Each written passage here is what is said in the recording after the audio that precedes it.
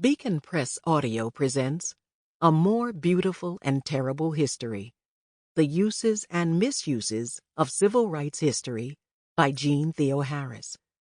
This audiobook is narrated by Kim Staunton.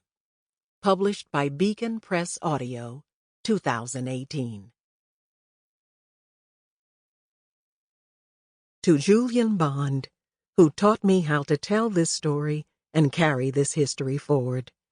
And to my parents, Nancy and Ethan Theoharis, for their commitment to and insistence on justice, truth-telling, and perseverance. Preface. A dream diluted and distorted. It's a system of power that is always deciding in the name of humanity who deserves to be remembered and who deserves to be forgotten. We are much more than we are told. We are much more beautiful. Eduardo Galeano. American history is longer, larger, more various, more beautiful, and more terrible than anything anyone has ever said about it. James Baldwin. A Talk to Teachers. By the turn of the millennium, the history of the civil rights movement had become a national story. When asked to name a most famous American other than a president, from Columbus to today, high school students most often chose Martin Luther King Jr. and Rosa Parks. Students chose two freedom fighters who in life had challenged the racial injustice at the heart of the American society, and who had often been treated as un-American for doing so. Now the civil rights movement had come to embody American grit, courage, and resolve, and these two activists could be invoked as the country's most famous emblems.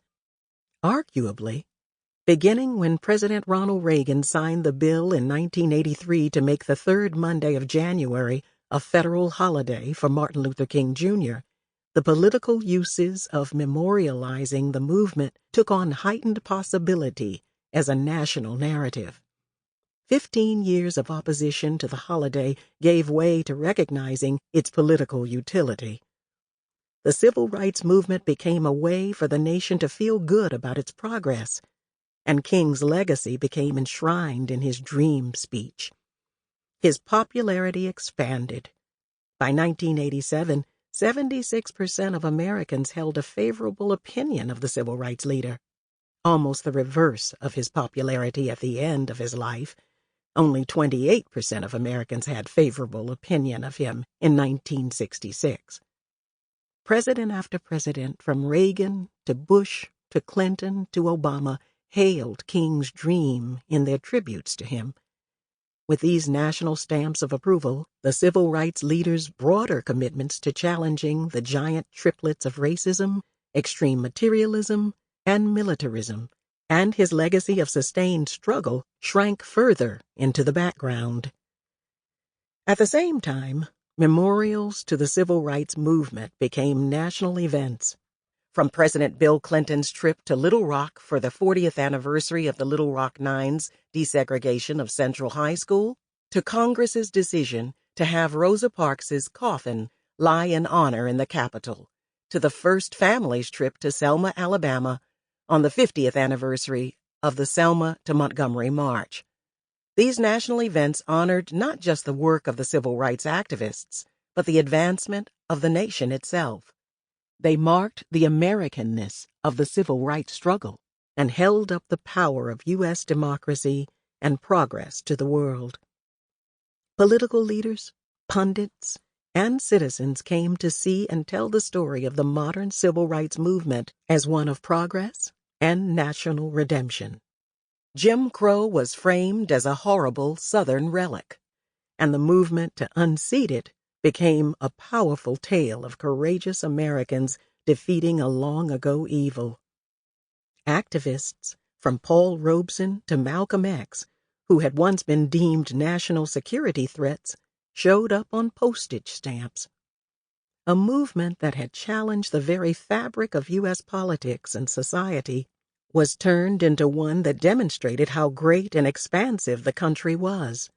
A story of individual bravery, natural evolution, and the long march to a more perfect union. A story that should have reflected the immense injustices at the nation's core and the enormous lengths people had gone to attack them had become a flattering mirror. The popular history of the civil rights movement now served as testament to the power of American democracy.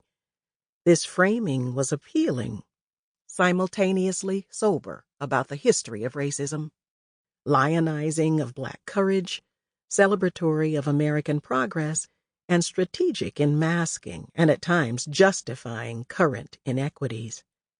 This history, as national progress naturalized the civil rights movement as an almost inevitable aspect of American democracy, rather than as the outcome of Black organization and intrepid witness.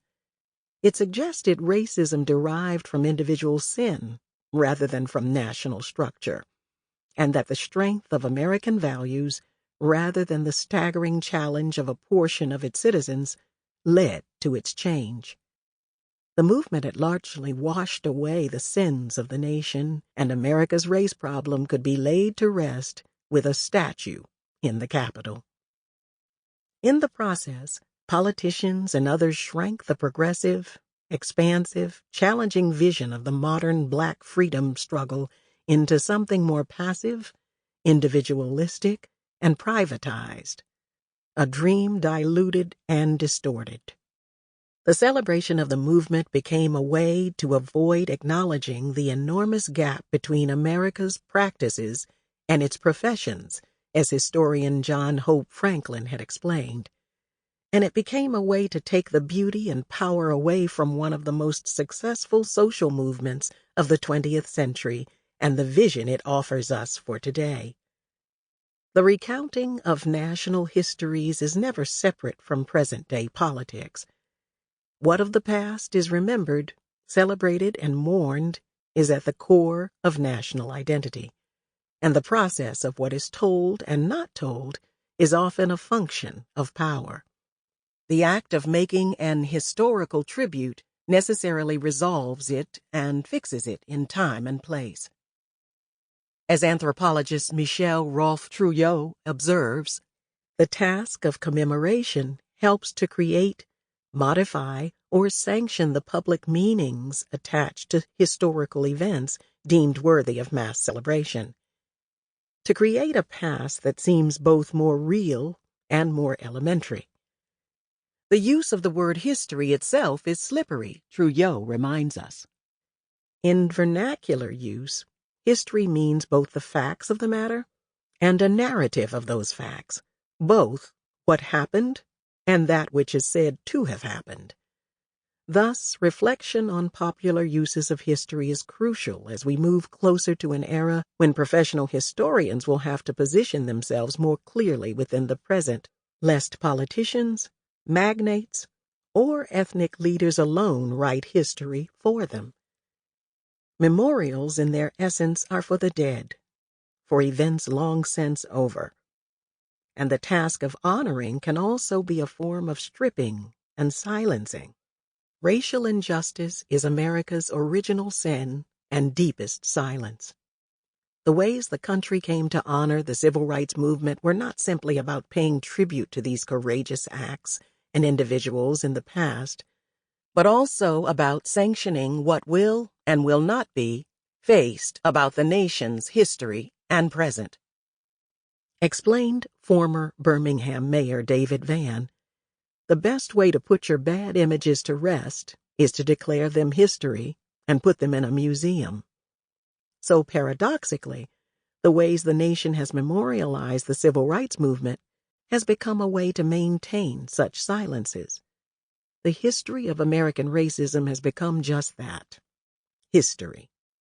While these tributes honored the movement, they simultaneously depoliticized the scope of the struggle, distorted the work of the activists honored, demonized Black anger, and obscured ongoing calls for racial justice through a celebration of a nearly post-racial, self-correcting America. No better proof of the country's progress was the election and presidency of Barack Obama. Movement symbolism Sample complete. Ready to continue?